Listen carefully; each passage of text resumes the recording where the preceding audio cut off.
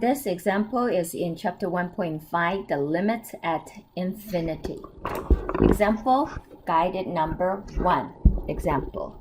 The question asks us to find the limit x approaches to infinity, 2x plus 3 and over 5x plus 7. The primary method to use for this kind of question is to multiply the numerator and the denominator, both of them, by the reciprocal of the highest power of x. In the denominator of this function is right here. I think both of them have the highest exponent of x to the power 1. So I'm going to write down 2x plus 3, 5x plus 7. I put both of them in the parentheses, and I'm going to multiply the highest exponent of the reciprocal x to the 1, which is 1 over x on both numerator and denominator. And then afterwards you may just what? Distribute it. You distribute and you distribute. The next line we're gonna come out with is going to be limit x approaches to infinity.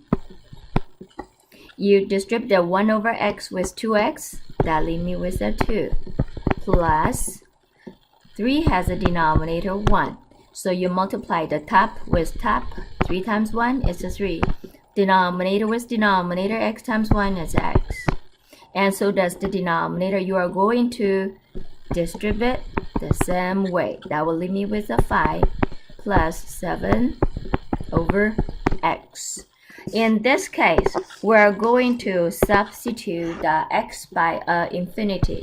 According to the concepts we had before, limit when x is approaching to infinity, 1 over x to the any power, we'll just say p, is going to be very close to 0. Basically, it's almost equal to 0. So in this case, we're going to apply this concept to this question. So this fraction is going to be very close to 0. We can basically ignore it. It's also equal to 0. If it's approaching to very, very close to 0, we can basically just ignore it to any question. Final answer, that leaves me with a 2 in numerator, o over 5 in my denominator as my final answer. Check.